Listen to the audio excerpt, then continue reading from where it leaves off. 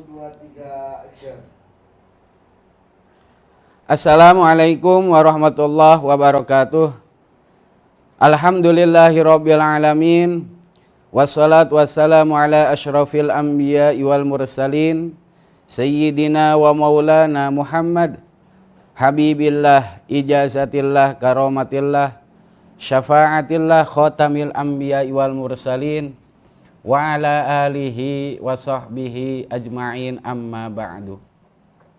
Para jamaah, para kerabat, para sahabat, dan orang tua yang berada di lingkungan As-Salam, pada kesempatan kali ini TV ID As-Salam mengajak bersama-sama untuk menghentikan dulu sejenak aktivitas kita dengan bersama-sama kita menelusuri pengalaman batiniyah para ulama, pengalaman spiritual batiniyah para ulama. Adapun yang ingin kami sajikan pada kesempatan kali ini adalah sebuah kitab yang bernama Kifayatul Atqiya. Beliau adalah seorang ulama di era tahun 1222 Hijriah, yang mana kitab ini tidak setenar seperti kitab I'anatul Thalibin. Adapun beliau ini adalah tidak lain sama pengarang dari kitab I'anatul Thalibin. Adapun kitab Kifayatul Atqiya ini beliau menyajikan ilmu tentang tasawuf, yang mana beliau mengatakan di dalam kitab ini ada batasan ilmu tasawuf. Ilmu yang dengan ilmu tasawuf itulah kita bisa mengetahui keadaan hati kita. Kenapa hati kita itu kita harus mengetahui keadaan hati kita? Karena dalam esensi terpenting dalam diri manusia itu ada 5 yang harus dikelola. Yang pertama adalah nafsu, yang kedua adalah akal, dan yang ketiga adalah hati, dan yang keempat adalah fuad, dan yang kelima adalah ruh.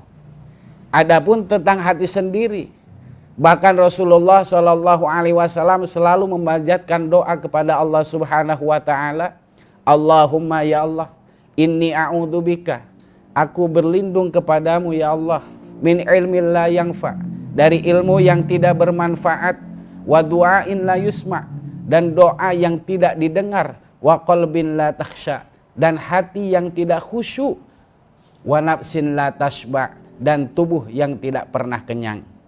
Jadi inti dari menurut beliau Syekh Al-Makki atau Syekh Said Bakr Al-Makki Ad-Dimyati mengatakan bahwa ilmu tasawuf itu adalah ilmu yang dengan ilmu tasawuf tersendiri kita bisa mengetahui keadaan hati kita. Kemudian adapun kajian yang ada dalam kitab tasawuf yang disajikan oleh beliau adalah dari sisi tentang apa saja yang menimpa hati kita. Kemudian prinsip-prinsip dari ilmu tasawuf itu sendiri adalah berusaha bisa sampai pada predikat kita mampu membersihkan hati kita, atau disebut dengan takholli, dari apapun selain Allah Subhanahu wa Ta'ala. Bahkan menurut beliau di dalam kitab ini, hukmuhu fahuwal wujubu al-aini, bahwa hukum mempelajari ilmu tasawuf itu adalah fardu ain. Karena kita harus mengetahui bahwa dalam ilmu syariat itu ada yang hukumnya fardu ain, ada yang hukumnya fardu kifayah. Adapun para ulama sepakat bahwa hukum yang fardu ain itu ada 3. Yang pertama adalah al-ilmu yuslihul ibadah, ilmu yang membenarkan ibadah, seperti ilmu fikih. Ya. Kemudian yang kedua adalah al-ilmu yuslihul akidah, ilmu yang bisa membenarkan akidah atau disebut dengan tauhid. Kemudian yang ketiga adalah al-ilmu yuhsinul qalbi, ilmu yang bisa membaikkan hati atau disebut dengan akhlak, atau para ulama mengatakan itu adalah ilmu tasawuf. Jadi pada intinya kitab ini yaitu mempelajari tentang ilmu tasawuf supaya kita mengetahui kondisi hati kita dan sifat-sifat hati kita baik yang terpuji maupun yang tercela. Adapun menurut beliau di sini yang pertama yang disajikan oleh beliau tentang keutamaan basmalah. Yang mana dalam kalimat basmalah itu mengandung sebuah keberkahan, mengandung sebuah kenikmatan, bahkan mengandung sebuah hidayah. Dan yang paling penting lagi, dalam kalimat basmalah inilah nanti kita akan mendapatkan ridho Allah Subhanahu wa ta'ala. Bahkan para ulama ada yang mengatakan dalam kalimat dalam kalimat bismillahirrahmanirrahim, yang mana baknya itu memiliki arti bahaullahi, keindahan Allah Subhanahu wa ta'ala. Kemudian wasinu, adapun sin dari kalimat bismi itu adalah keagungan Allah Subhanahu wa ta'ala. Dan adapun mimnya wal mimu majidullahi, keluhuran Allah Subhanahu wa ta'ala. Bahkan ada ulama juga yang mengatakan wakila alba'u baka'ut ta'ibina. Jadi bak di sana di dalam kalimat bismi itu mengandung makna tangisannya orang-orang yang bertaubat. Wasinu sahwul ghafilina. Adapun sinnya adalah lalainya orang-orang yang lupa. Wal mimu magfiratuhu lil mudnibina. Adapun mimnya itu mengandung makna ampunannya Allah Subhanahu wa ta'ala untuk orang-orang atau hamba-hamba yang berdosa. Bahkan para ulama mengatakan, sebagian ulama sufi mengatakan bahwa waqalu auda'ullahu jami'ul ulumi fil ba'i. Ya. Jadi Allah Subhanahu wa ta'ala menitipkan seluruh alam ini berada dalam huruf ba. Ya, terkumpul, jadi terkumpulnya alam ini itu berada dalam huruf ba. Atau aibi kana makana, ya, apa yang sudah ada pasti ada, wabi yakunu ma yakunu. Dengan menyebut aku, kata Allah Subhanahu wa ta'ala, yang akan ada pasti akan ada. Atau kita mengenal dengan istilah kun fayakun. Jadi pada hakikatnya zaman tahun bertambah tahun, maka akan timbul juga ilmu baru. Jadi allamal insana ma lam ya'lam. Allah akan terus mengajarkan manusia pada sesuatu yang mana manusia itu belum mengetahui. Mungkin ilmu yang zaman modern ini seperti teknologi yang tambah pesat, tambah maju, mungkin ini adalah sesuatu yang dulu kita belum mengetahuinya. Tapi sekarang alhamdulillah kita sudah mengetahuinya. Begitu juga nanti di zaman keturunan kita ada juga ilmu-ilmu baru yang Allah kenalkan kepada makhluknya. Jadi menurut beliau As-Sayyid Bakr Al-Maki Dimyati bahwa wujudnya alam fawujudul awalimi bi. Jadi wujudnya alam ini tersimpan dalam huruf ba-nya. Walaisa li ghairi wujudun hakikin. Dan bahkan kata beliau wal hikmatu fi annallaha, ya, ja'ala iftitahil basmalah bil ba, ya. Hikmah yang mana Allah Subhanahu wa ta'ala menjadikan pembuka kalimat bismillahirrahmanirrahim dengan ba, karena itu adalah huruf syafawi, hurufnya kedua bibir.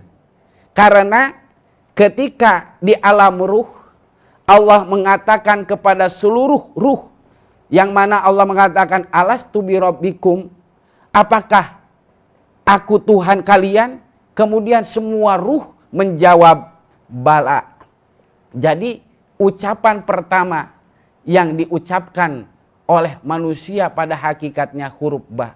Oleh karena itu bismillahirrahmanirrahim di sini diawali dengan kalimat ba. Dan adapun, ya, Allah, ya, setelah tadi bismi kemudian Allah, para ulama mengatakan bahwa lafaz Allah itu adalah Ismul A'dham, ya. Ismul A'dham min syartil Ismil A'dham. Yang mana ketika isim A'dham ini kita panggil, atau dengan kata lain ketika kita memanggil Allah Subhanahu wa taala, maka Allah akan menjawab panggilan kita. Wa idza su'ila bihi, dan apabila kita memohon kepada Allah Subhanahu wa taala, a'ta, maka Allah akan memberikannya. Fal jawabu anna du'ai adaban wa syurutan. Namun ketika kita memanggil Allah Subhanahu wa taala baik dengan kalimat Allahumma ya Allah, baik dengan kalimat ya Allah, ketika kita berdoa kepada Allah Subhanahu wa taala, itu tentu ada tata kerama dan ada syaratnya. Karena ketika tata kerama kita berdoa kepada Allah Subhanahu wa taala dan syarat-syaratnya tidak dipenuhi oleh kita, maka la yustajabu, kata beliau, maka doa kita tidak akan diijabah. Tentu mungkin kita pernah pengalaman ketika kita mau melamar sesuatu saja harus memenuhi syarat-syaratnya supaya kita diterima. Ketika kita ingin bertemu dengan seorang wali kota, seorang bupati, seorang presiden atau yang lain-lainnya, tentu ada tata kerama, ada syarat-syaratnya yang harus kita penuhi. Begitu juga apalagi ketika kita berdoa kepada Allah Subhanahu wa taala, ketika kita memanggil Allah Subhanahu wa taala, penuhilah tata keramanya, penuhilah syarat-syaratnya. Supaya apa? Supaya doa kita cepat diijabah oleh Allah Subhanahu wa taala. Adapun kata beliau As-Said Bakr Al-Maki, tata krama dan syaratnya doa itu adalah islahul batin, baiknya batin, baiknya hati, bagusnya hati. Bilukmatil halali, dengan cara bagaimana? Dengan cara memakan makanan yang halal. Jadi batiniah kita penuhilah dengan makanan-makanan yang halal. Supaya apa? Supaya doa kita cepat diijabah oleh Allah Subhanahu wa taala. Dan ada juga yang mengatakan para ulama bahwa ad-du'a miftahus sama'i. Jadi doa itu adalah membukakan langit. Wa asnanuhu luqmatul halal. Dan adapun pintunya atau kuncinya itu adalah memakan makanan yang halal. Wa akhiruha, dan akhir dari doa kita itu adalah al-ikhlasu, ikhlas. Jadi ketika kita berdoa, harus setelah kita akhiri, harus benar-benar ikhlas. Mau cepat diijabah atau dinantikan oleh Allah Subhanahu wa taala, kita harus ikhlas. Karena apa? Karena kama qala ta'ala di dalam surat Al-Bayyinah, fad'ullaha mukhlishina lahuddin. Maka mereka mengundang, memanggil Allah Subhanahu wa taala halnya seperti orang-orang yang ikhlas dalam beragama. Jadi ketika kita berdoa kepada Allah Subhanahu wa taala, harus benar-benar ketika kita mengakhiri sebuah doa, kita harus ikhlas. Kemudian wa huduril qalbi, hadirnya hati. Ketika kita memohon apapun, hadirkan hati kita kepada Allah Subhanahu wa taala. Kemudian selanjutnya qala wa kama qala li sayyidina Musa. Nah, dan Allah Subhanahu wa taala pun pernah berkata kepada Sayyidina Musa, Nabi Musa, "Ya Musa, in aradta ayustajaba lak du'aak." Nah, apabila kamu mengharapkan doamu ya diijabah, fasun batnaka anil harami, maka jagalah perutmu dari makanan-makanan yang haram. Wajawarihaka anil asami, dan seluruh anggotamu jagalah dari kemaksiatan, dari dosa-dosa. Itu makna kandungan dari isim a'dham yang berlafaz Allah. Kemudian dalam bismillahi, kemudian kita melanjutkan ke ar-Rahmani. Adapun makna ar-Rahmani, beliau mengatakan adalah katsirur rahmah, banyaknya kasih sayang. Wa rahmatu amatun. Adapun kasih sayangnya Allah Subhanahu wa taala itu umum. Ala jami'i makhluqatihi, pada seluruh makhluk. Jadi umum, tidak pula pilih. Baik orang kafir, baik orang yang beriman, baik orang yang suka sholat, baik kepada orang yang tidak suka sholat, baik kepada orang yang sholatnya hanya maghrib saja, baik kepada orang yang sholatnya hanya Jumat saja. Jadi kasih sayangnya Allah umum untuk seluruh makhluk yang ada di muka bumi ini. Maka fayam bagi likulli syakhsin ayyarhama. Maka sebaiknya, seyogyanya bagi setiap orang itu ayyarhama akhahu, untuk mengasihi saudaranya. Karena apa? Lil muwafaqati lahu azza wa jalla, untuk mencocoki sifat kasih sayangnya Allah Subhanahu wa taala. Bahkan kata Ka'bul Akhbar maktubun fil Injil, kata Ka'b al-Akhbar yang ditulis dalam kitab Injil, yang mana Allah Subhanahu wa taala mengatakan, ya bena Adam, wahai anak Adam, kama tarham kadzalika turham, sebagaimana aku memiliki sifat kasih sayang, oleh karena itu kalian pun harus memiliki sifat kasih sayang. Fa kaifa tarju ayyarhamakallahu anta la tarham. Bagaimana kalian itu mengharapkan kasih sayangnya Allah Subhanahu wa taala sedangkan kamu sendiri itu tidak memiliki sifat kasih sayang kepada hamba-hambanya Allah Subhanahu wa taala. Bahkan Rasulullah Shallallahu alaihi wasallam pernah mengatakan di dalam sebuah hadis bahwa Rasulullah pernah mengatakan manusia surga itu adalah manusia yang memiliki hatinya raqiqul qalbi, atau hatinya yang merasa iba kepada sesama makhluk, sesama saudaranya, kepada sesama manusia. Bahkan di dalam Al-Quran Allah Subhanahu wa ta'ala mengatakan faduribat alaihimudhillatu, sebenarnya aku menjadikan kalian itu hina aina mathukifu, dimanapun kalian berada, baik ketika kita berada di sebuah kantor, baik ketika kita berada di lapangan, baik ketika kita berada dimanapun, sebenarnya kita itu dalam keadaan hina. Illa bihabli minallah, kecuali kehinaan itu akan hilang dengan kemuliaan, kehinaan itu akan diganti dengan kemuliaan. Oleh apa? Illa bihabli minallah, hubungan yang baik dengan Allah Subhanahu wa ta'ala. Namun Allah Subhanahu wa ta'ala memberikan aturan, ketika kamu mampu berbuat baik, hubungan baik dengan Allah Subhanahu wa ta'ala, jangan lupa wahabli minan nas, dan berbuat atau berhubungan baik juga dengan manusia. Itulah makna dari Ar-Rahman, Ar-Rahman. Adapun makna Ar-Rahim itu adalah katsiru rahmati bin na'mil daqiqati. Makna Ar-Rahim dalam kalimat Bismillahirrahmanirrahim itu adalah banyaknya kasih dengan kenikmatan yang lembut. Jadi waman idza su'ila a'ta wa idza lam yus'al yaghdab.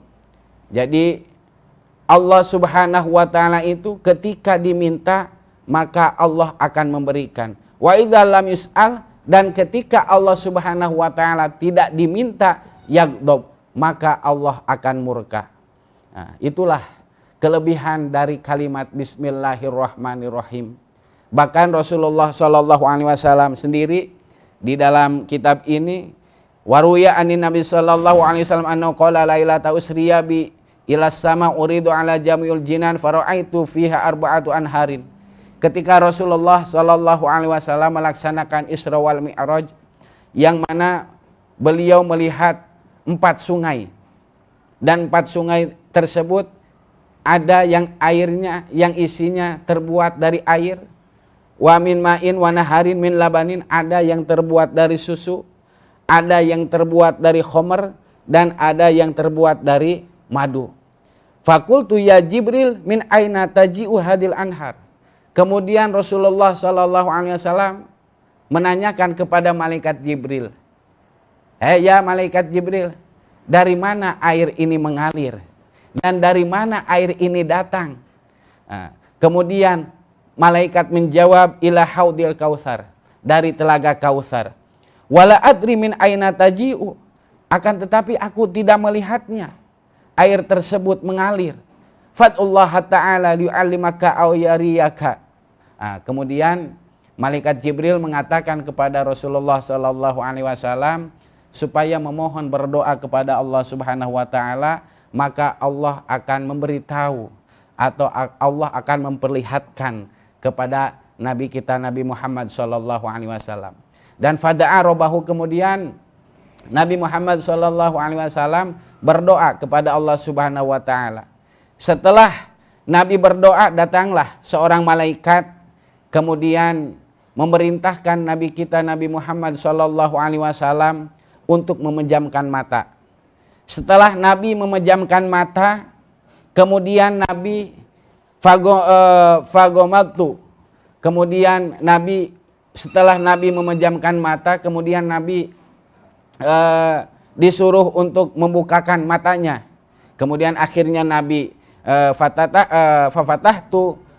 Nabi membukakan matanya. Ternyata setelah Nabi membukakan matanya, faida ana inda syajaratin, beliau berada di dekat sebuah pohon. Wa ra'aitu kubbah, dan Nabi kita Nabi Muhammad melihat sebuah kubah, ya. Lakanu mithlato irin jalisun, yang mana ketika manusia, seluruh makhluk baik dari jin manusia itu dikumpulkan, itu terlihat seperti seekor burung yang berada di atas gunung. Jadi kubah yang dilihat oleh Nabi ini terbuat dari mutiara. Dan dari kubah tersebut, ya, itu mengeluarkan, ya. Dari kubah tersebut mengeluarkan, ada yang mengeluarkan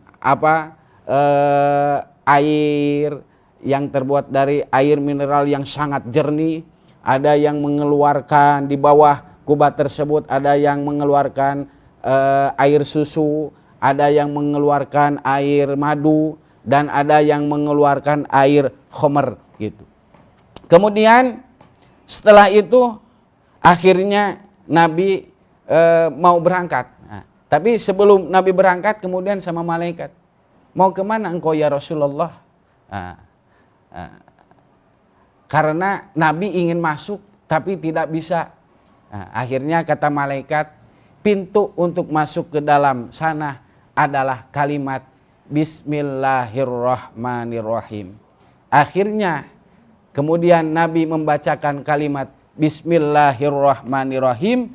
Akhirnya Nabi mampu melihat sebuah